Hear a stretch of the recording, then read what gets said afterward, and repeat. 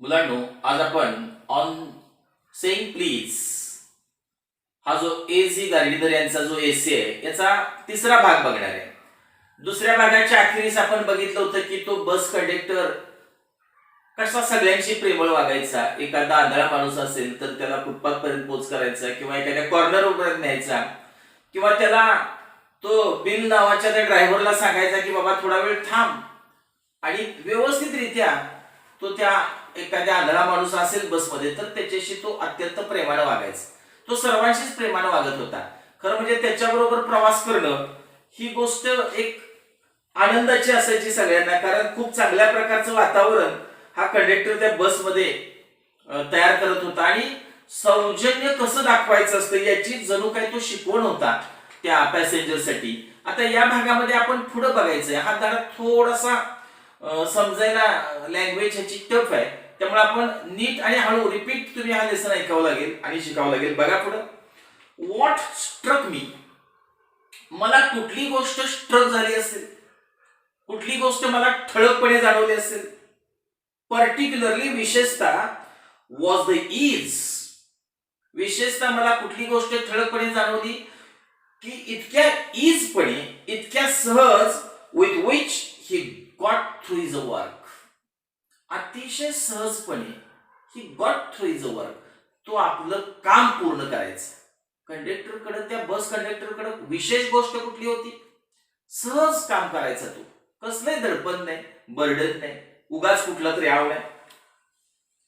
मग पुढे लेखक सांगतोय, if bad manners are infectious, समजा जर बॅड मॅनर्स इन्फेक्शियस आहे म्हणजे दुर्गुण जर का इन्फेक्ट करतायत, दुसऱ्यांना संसर्ग करतायत, म्हणजे मी वाईट असेल तर माझ्या संगतीत असणारा माणूस पण वाईट होतो, दुर्गुण दुसऱ्याला इन्फेक्ट करतो. So also good manners, so also are good manners. मग गुड मॅनर्सच्या बाबतीत तसंच आहे. चांगल्याच्या संगतीत चांगला आला तर चांगला गुण पसरतो, वाईटाच्या संगतीत वाईट आला तर वाईट गुण पसरतो. इफ वी एन्काउंटर अनसिव्हिलिटी, समजा तुम्ही एन्काउंटर झाला, संगतीत गेला, संपर्कात गेला अनसिव्हिलिटीच्या म्हणजे असभ्य माणसाच्या. मोस्ट ऑफ अस, आपल्यापैकी अनेक जण असभ्य माणसाच्या जेव्हा संगतीत जातात, आर ऍप्ट टू बिकम अनसिव्हिल, तर आपण अनसिव्हिल होतो. असभ्य माणसाच्या संगतीत आपणही अनसिव्हिल होतो, आपणही असभ्य होतो. But it is an unusually uncouth person, परंतु it is an unusually uncouth person, तो एकदम विलक्षण, अनयुजुअल अनकोथ पर्सन असेल, तो एकदमच नालायक माणूस असेल, असभ्य माणूस असेल. हु कॅन बी डिसएग्रीएबल, की जो डिसएग्री होईल, असमंजसपणानं वागेल. कुणाशी? With Sunny people, Sunny people बरोबर, आनंदी माणसाबरोबर सुद्धा वाईट वागणारा माणूस हा अक्षरशः विलक्षणच तो असभ्य असला पाहिजे, विलक्षण अनकोथ पर्सन असला पाहिजे. लेखक म्हणतो it is with manners as with the वेदर्स, जसं मॅनर्सचं असतं, जसं चांगल्या वर्तनाचं असतं, ॲज विथ द वेदर, तसंच हवामानाचंही असतं. चांगल्या हवामानात मन प्रसन्न राहतं, तसं चांगल्या मॅनरच्या लोकांच्यातही मन प्रसन्न राहतं. तुलना केलेली आहे मॅनरची आणि हवामानाची. इथं एक कीट नावाचा कवी होता, त्याची ओळ इथं लेखकाने सांगितलेली आहे. नथिंग क्लिअर्स अप माय माइंड, माझं मन कशानंही क्लिअर होत नाही, माझं मन कशानंच मोकळं होत नाही. नथिंग क्लिअर्स माय स्पिरिट्स म्हटले, माझं मन, माझा आत्मा कशानंही क्लिअर होत नाही. लाईक अ फाईन डे, जसा की तो एखाद्या छान दिवसानं होतो. छान सुंदर दिवस असेल सूर्यप्रकाशाचा तर माझं मन पूर्ण नितळून जातं, असं सेंट कीट्स नावाचा कवी म्हणतोय. आणि चिअरफुल पर्सन, आणि एखादी जर आनंददायक व्यक्ती असेल, एखादा आनंददायक माणूस आहे, प्रसन्न व्यक्तिमत्वाचा माणूस आहे. डिसेंट साऊंड, तो छाप पाडतो, डिसेंट साऊंड करतो. म्हणजे इवन द ग्लुमियस्ट ऑफ अस, आमच्यातला एखादा एकदम ग्लूमी असतंय, एकदम दुःखी आहे, त्याच्यावर आनंदी माणसाची छाप पडते. Something of the benediction of a fine day. खरं म्हणजे ते काहीतरी बेनिडिक्शन असतं, ते काहीतरी वरदानच असतं आपल्याला. ऑफ अ फाईन डे, त्या छान दिवसामध्ये तुमचा एखादा दिवस आहे तो एकदम छान गेला, त्या छान दिवसाचं वरदान काय, तर चिअरफुल पर्सन तुमच्या संगतीत आला. चिअरफुल पर्सन हा दुःखी माणसाच्या जीवनातलाही दुःख घालवतो. आणि तो समथिंग कसा असतो तो मग चिअरफुल पर्सन, तर बेनिडिक्शन असतो, तो एक वरदानच असतोय त्या दिवसामधलं.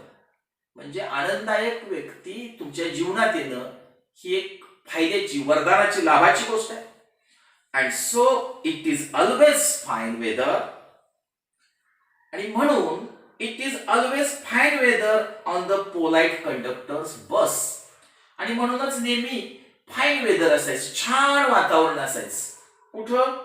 ऑन द पोलाइट कंडक्टर, जो नम्र असणारा कंडक्टर होता, त्याच्या बस मधलं जे वातावरण होतं खूप छान वातावरण होतं, कारण तो प्रसन्न व्यक्तिमत्वाचा होता. भले दुःखी एखादा आला बसमध्ये तरी तो प्रसन्न व्हायचा. And his a civility, his conciliatory address, त्याची जी सिव्हिलिटी होती, त्याचा जो सभ्यपणा होता त्या कंडक्टरचा, अँड कॉन्सिलेटरी ॲड्रेस, आणि त्याचं जे प्रेमळ ॲड्रेस होतं, कॉन्सिलेटरी म्हणजे प्रेमळ, त्याचं जे प्रेमळ बोलणं होतं, ॲड्रेस म्हणजे बोलणं, उद्देशून बोलणं, त्याचं जे प्रेमळ उद्देशून बोलणं होतं, अँड गुड ह्युमर्ड बिअरिंग, आणि त्याचा चांगला विनोदी, जे बिअरिंग म्हणजे वागणं, खूप चांगलं वागणं होतं, विनोदी वागणं होतं, प्रेमळ त्याचं बोलणं होतं, खूप सभ्य होता तो. या तीन गोष्टींमुळं त्या बस मधलं जे वातावरण होतं, ऍटमॉस्फिअर होतं, ते एकदम फाईन असायचं, ऑलवेज फाईन असायचं, नेहमी चांगलं असायचं. Enlightening their spirits.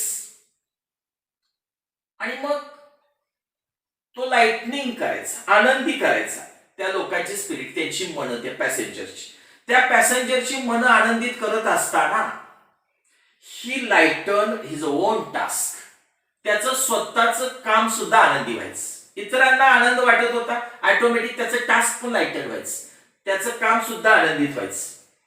His a Getty, आणि तो देत असणारा जो गेटी होता, तो देत असणारा जो आनंद होता, was not a wasteful luxury. ते वेस्ट होणार, वाया जाणारा काय लक्झरी नव्हती, वाया जाणारा तो आराम नव्हता, तो काय निवांत टाइमपास करत होता असं म्हणता येणार नाही. बट अ साऊंड इन्व्हेस्टमेंट, तर ती एक साऊंड अशी, खंबीर अशी, एक चांगली अशी इन्व्हेस्टमेंट होती. म्हणजे दुसऱ्याला आनंद देणं आणि पर्यायानं आपण आनंदित राहणं, हे वेस्ट ऑफ टाइम नाही, तर ती साऊंड इन्व्हेस्टमेंट आहे, ती एक चांगली गुंतवणूक आहे. आय हॅव मिस्ड हिम. खरं म्हणजे आता तो आणि मी मिस होतोय, आमची गाठ पडत नाही. फ्रॉम माय बस रूट, माझ्या बस रूट जो आहे, ऑपलेट, आता अलीकडेच, ऑपलेट म्हणजे अलीकडेच माझ्या बसमध्ये तो आता नसतो. बट आय होप, पण मला खात्री आहे, that only means that he has carried, मला खात्री आहे की तो he has carried his sunshine, तो त्याचा जो सनशाईन आहे, अतिशय आनंदी असणारा तो त्याचा जो स्वभाव आहे, तो अजूनही त्याच्याबरोबर असेल. ऑन टू अनदर रोड, फक्त तो कुठल्या तरी दुसऱ्या रोडवर असेल, आता तो माझ्या बसमध्ये नाही, पण तो तेवढ्याच प्रेमाचा वर्षाव दुसरीकडे कुठेतरी करत असेल, तोच आनंद तो दुसरीकडे कुठेतरी व्यक्त करत असेल, माझी खात्री आहे. It cannot be too wisely diffused, it cannot be, असं शक्यच नाही, लेखक म्हणतो, टू वाईडली डिफ्यूज, तो कुठेतरी खूप वाईडली, खूप लांब डिफ्यूज झाला असेल, दूर गेला असेल, इन रॅदर ड्रॅग वर्ल्ड, या भकास असणाऱ्या जगामध्ये तो कुठेतरी हरवला असेल, असं मला अजिबात वाटत नाही. कारण अशा व्यक्ती हरवत नाही, अशा व्यक्ती दुसऱ्यांना हरवतात त्या स्वतःच्या आनंदामध्ये. And I am also apologizes, मी माफी मागणार नाही. आय ऑल्सो नो अपोलोगायझस, मी अजिबात माफी मागणार नाही. I will not say sorry for writing, मी लिहायला लागलोय म्हणून. पॅनेजेरिक, मी पॅनेजेरिक लिहायला लागलोय, एक त्याच्यावर कौतुकाचं लिखाण करायला लागलोय, पॅनेजेरिक म्हणजे कौतुकास्पद लिहिणे, त्याबद्दल मी अजिबात माफी मागणार नाही. To an unknown bus conductor लिहायला लागलोय कुणावर? अननोन असणाऱ्या बस कंडक्टरवर. कुणाला माहित नाही काय नाही, बिचारा एक छोटासा सामान्य बस कंडक्टर आहे आणि त्याच्यावर मी इतकी स्तुती सुंदर उधळायला लागलोय, त्याच्याबद्दल लिहायला लागलोय. याबद्दल मला कुणाची क्षमा मागायची गरज नाही. इफ वर्ड्सवर्थ कुड गॅदर लेसन्स, जर विल्यम वर्ड्सवर्थ सारखा महान कवी जर शिकवण घेत असेल, लेसन घेत असेल, म्हणजे शिकवण घेत असेल कुठली, ऑफ विजडम, शहाणपणाची, ज्ञानाची, जर वर्ड्सवर्थ सारखा कवी हे ज्ञान घेत असेल, द पुअर लीच गॅदरर, इंग्लंडमध्ये लीच जळू गोळा करणारी लोक होती, त्यांच्याकडून जर त्यानं ज्ञान घेतलं असेल वर्ड्सवर्थनं, कुठं ऑन द लोनली मूर ह्या त्याच्या असणाऱ्या काव्यामध्ये त्यानं ते मेन्शन केले. जर वर्ड्सवर्थनं अत्यंत क्षुल्लक लोकांकडनं ज्ञान घेतलं असेल, तर बस कंडक्टर कडनं ज्ञान घ्यायला मला कुणाची माफी मागायची गरज नाही असं त्याला म्हणायचं आहे. आय सी नो रिझन, मला काही यात कारण दिसत नाही. I see no reason why lesser people should not take lesson, का म्हणून आपण लेसर पीपल कडनं लेसन घ्यायचे नाही, आपण का म्हणून छोट्या छोट्या लोकांकडून शिकवणी घ्यायच्या नाहीत. इन कंडक्ट, वागण्याच्या, त्या कंडक्टर सारख्यांकडनं आपण का कंडक्टच्या म्हणजेच वर्तणुकीच्या शिकवणी घ्यायच्या नाहीत. वन हू शोज, कारण कंडक्टर सारख्या लोकांनी शोज केले, दाखवून दिले. How a very modest calling, कशा प्रकारे केवळ प्रेमळ वागण्यामुळं, मॉडेस्ट कॉलिंगमुळं, केवळ प्रेमळ बोलण्यामुळं, मे बी डिग्निफाईड, प्रेमळ बोलण्यामुळं प्रत्येक गोष्टी डिग्निफाय होतात, प्रत्येक गोष्टी महान होतात. कशामुळं? बाय गुड टेम्पर, सुस्वभावामुळं, अँड काइंडली फिलिंग, सुस्वभाव आणि काइंडली फिलिंग, प्रेमळ भावना, यामुळे छोट्या छोट्या गोष्टी सुद्धा डिग्निफाईड होतात. केवळ प्लीज म्हटल्यानंतर तुमचं काम होतं बघा, कुठल्याही ऑफिसमध्ये गेल्यावर छोटी गोष्ट असते, परंतु तुमच्या गुड स्वभावामुळं, तुमच्या काइंड फिलिंगमुळं, तुमच्या मॉडेस्ट कॉलिंगमुळं अनेक गोष्टी सहज घडून येतात असं इथं म्हणायचं आहे. आपण छोट्या लोकांकडनं पण हे का शिकू नये असं कवीनं लेखकानं मत मांडले. It is a matter of general agreement, खरं म्हणजे ह्याच्यावर सगळ्यांची जनरल अग्रीमेंट होईल. जनरल अग्रीमेंट म्हणजे सर्वमान्य असणे, सर्वमत होईल. That war has had a chilling effect, युद्धानं अक्षरशः हुडहुडी भरलेली आहे, चिलिंग इफेक्ट केलाय, आपण गारठून गेलोय. Those little everyday civilities of behaviour, युद्धानं छोट्या छोट्या रोजच्या सिव्हिलिटीज आहेत, शिष्टाचार आहेत, वागण्याच्या पद्धती आहेत, त्याच्यावर परिणाम घडवलाय. That sweeten the general air, छोट्या छोट्या चांगल्या वागण्यामुळे स्वीटन होत होतं, गोडवा येत होता वातावरणामध्ये, म्हणजे वातावरण चांगलं होत होतं छोट्या छोट्या चांगल्या बोलण्यामुळं. परंतु युद्धामुळं ह्या गोष्टींना हुडहुडी भरलेली आहे, युद्धामुळे ह्या भावना लोप पावलेल्या आहेत असं त्याला म्हणायचंय. We must get these civilities back, आपणाला ती सिव्हिलिटी परत मिळवली पाहिजे, आपणाला ते सौजन्य, ते शिष्टाचार, ते चांगलं वागणं युद्धानं गेलंय ठीक आहे, पण ते आपल्याला परत मिळवलं पाहिजे. If we are to make life kindly, जर का आम्हाला आमचं जीवन काइंडली बनवायचं, जर आम्हाला आमचं जीवन सुखकारक बनवायचं, अँड टॉलरेबल, आणि समंजस्यानं राहायचंय आम्हाला, to each other, for each other म्हटलंय, आम्हाला एकमेकांच्या बरोबर टॉलरन्स पाहिजे, आम्हाला एकमेकांच्या बरोबर समंजस्यानं राहायचंय, तर आम्हाला त्या मागच्या समंजस्याच्या भावना आणल्या पाहिजेत, शिष्टाचाराच्या भावना परत आणल्या पाहिजेत की ज्या युद्धानं लोप पावलेले आहेत. We cannot get them back, आपण त्यांना परत आणू शकत नाही. बाय इव्होकिंग लॉ, नुसता कायद्याचा पुरस्कार करून, नुसता इन्व्होकिंग लॉ, नुसता कायदा इन्व्होक करून, नुसता कायद्याचा वापर करून आपण त्या भावना आणू शकत नाही. The policeman is a necessary symbol, खरं म्हणजे पोलीस हा अत्यंत आवश्यक घटक आहे, नेसेसरी सिम्बॉल आहे, हे समाजाचं आवश्यक प्रतीक आहे, डाऊट नाही. And the law is a necessary institution, आणि कायदा ही एक आवश्यक संस्था आहे समाज टिकवण्यासाठी असणारी. फॉर सोसायटी म्हटले, समाजासाठी कायदा आवश्यकच आहे, पोलीस ही आवश्यक आहे. That is still what somewhat than the lower than the angels, कुणासाठी कायदा आवश्यक आहे? दॅट इज स्टील सम, अजूनही काही लोक असे आहेत, what lower than the angels, जी एंजल्स पेक्षा कमी असणारा समाज आहे. म्हणजे अजून आपला समाज एंजलच्या लेवलला गेलेला नाही.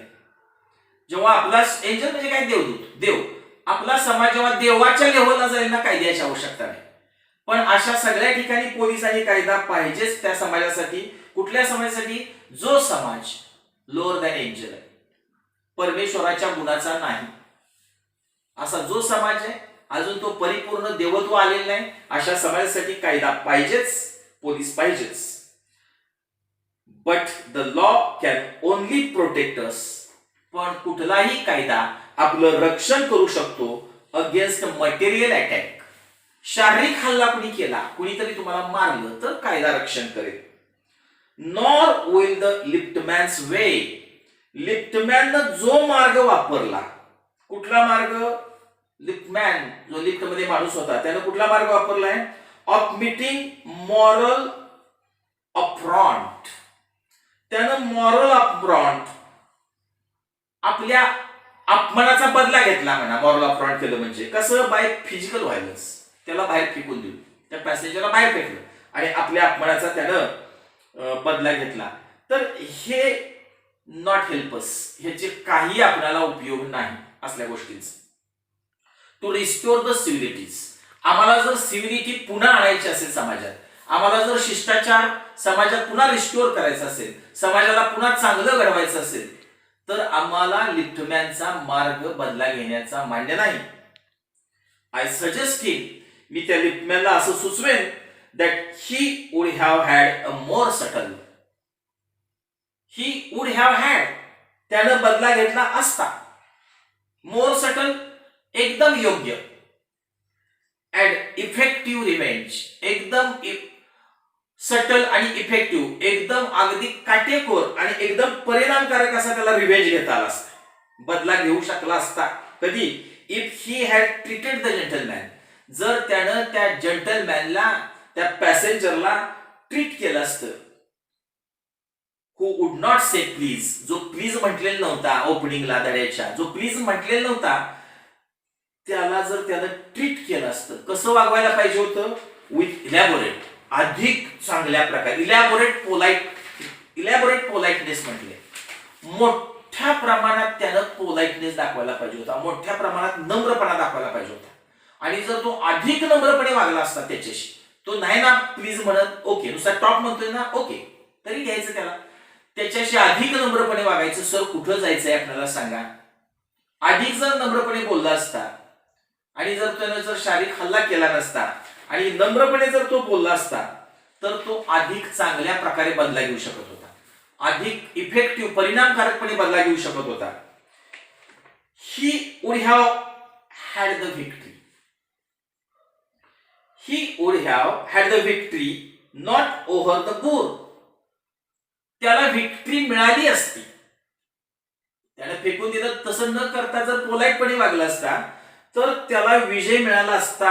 नॉट ओनली ओव्हर द बुर, नुसत्या त्या बुरवर नव्हे, त्या उद्धटावर नव्हे, बट ओव्हर हिमसेल्फ, तर स्वतःवरही विजय मिळवता आला असता. And that is the Victory, आणि तोच विजय दॅट काउंट्स, त्याच विजयाला किंमत आहे, तोच विजय काउंट केला जातो, त्याच विजयाला मूल्य आहे. दुसऱ्यावर खेकसून ओरडून त्याचा अपमान करून त्याच्यावर हल्ला करून त्याच्यावर विजय मिळवणं काही पॉईंट नाही. उलट पोलाइटनेस दाखवूनच त्याच्यावर विजय मिळवणं, हाच विजय जास्त काउंट करतो.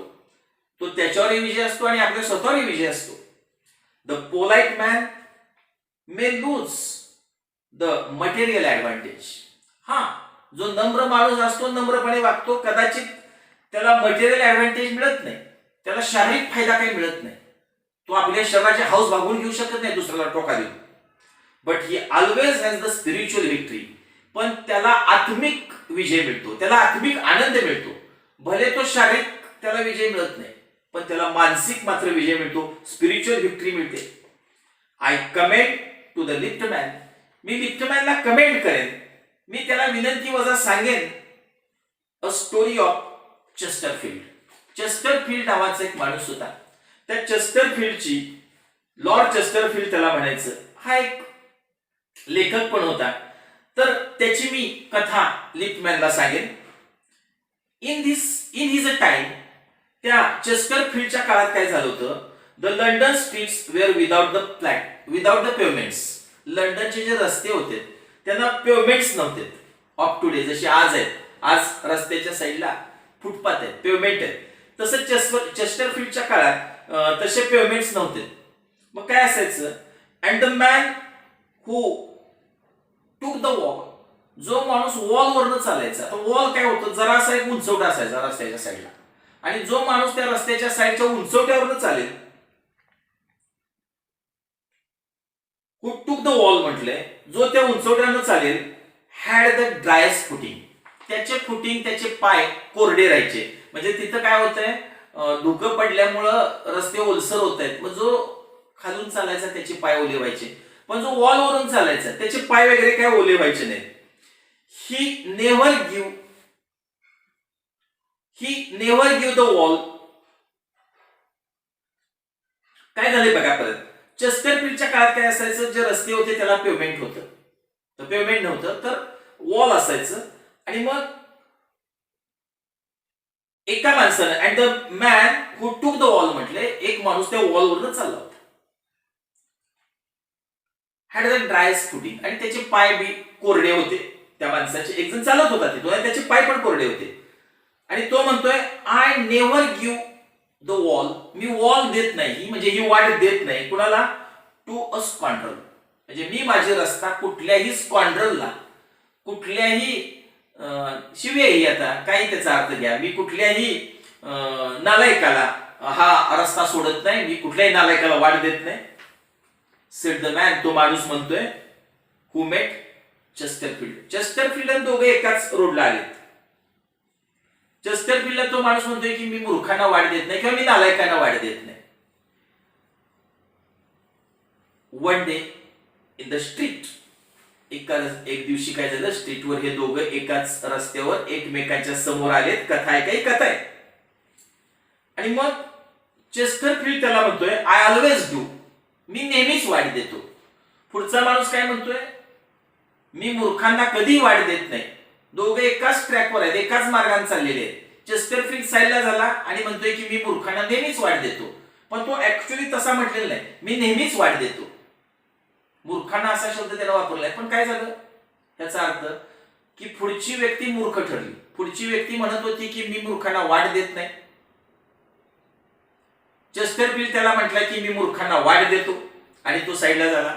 आणि पुढच्या माणसावर त्यानं बदला घेतला, त्याला वाट दिली, नम्रपणे साईडला झाला, पण त्यानं त्याचा बदला घेतला. तो म्हणतोय, I always do, sed Chesterfield. Chesterfield म्हणतोय, मी तर नेहमीच असं करतो, नेहमीच वाट देतो. त्यानं स्टेपिंग केलं विथ अ बो इन टू द रोड, आणि त्यानं बो केलं, त्याला नमस्कार केला आणि रस्त्यावर आला तो, आणि त्याला वॉल उंच भाग दिला. आपले पाय भिजले तरी चालतील. आय होप, मी अपेक्षा करतो, द लिफ्टमॅन विल ऍग्री, मी अपेक्षा करतो की लिफ्टमॅन माझ्या मताशी सहमत होईल. That his revenge was much more sweet. चेस्टरफील्डचा जो बदला होता ना, तो खूप गोड होता, खूप छान बदला घेतला त्यानं पुढच्या माणसावर. Than if he had flung, त्यानं त्या माणसाला फ्लंग करण्यापेक्षा, flung the fellow into the mud, खरं म्हणजे तो त्या माणसाला फ्लंग करू शकत होता, भिरकावून देऊ शकत होता त्या चिखलात, पण तो स्वतःच साईडला झाला थोडासा. आणि ठीक आहे बाबा, मी वाट देतो, तुम्ही मूर्खांना देत नाही वाट, पण मी मात्र देतो, असं म्हणून त्याच्यावर बाजी पलटवली. विनोदी पद्धतीनं त्यानं पुढच्याला नामोहरम केलं. लिफ्टमॅननं असं करायला पाहिजे होतं, असा चांगला बदला घ्यायला पाहिजे होता. आपण चांगल्या प्रकारेही बदला घेऊ शकतो, असं चेस्टरफील्डचं उदाहरण देऊन लेखकाने इथं ह्या धड्यामध्ये आपल्याला सदाचारानं वागण्याचे फायदे काय असतात हे सांगितलेलं आहे. खूप थोडासा टफ लेसन आहे, मी तुम्हाला वारंवार सांगत आलोय. हा लेसन 2, 3, 4 वेळा तुम्ही ऐका आणि मग ह्याच्या ऍक्टिव्हिटी सोडवायला घ्या. अवघड असणारे शब्द मी सांगितलेले तसे घ्या, त्याचे अर्थ घ्या. कारण तुम्ही डिक्शनरी शब्दाचा अर्थ शोधायला लागला आणि इथला प्रत्यक्ष अर्थ बघायला लागला तर तुम्हाला तफावत जाणवेल. तुम्हाला इन बिटवीन लाईन, 2 ओळींच्या मधला जो अर्थ आहे तो समजणं ह्या धड्यासाठी खास महत्वाची गोष्ट आहे. धन्यवाद.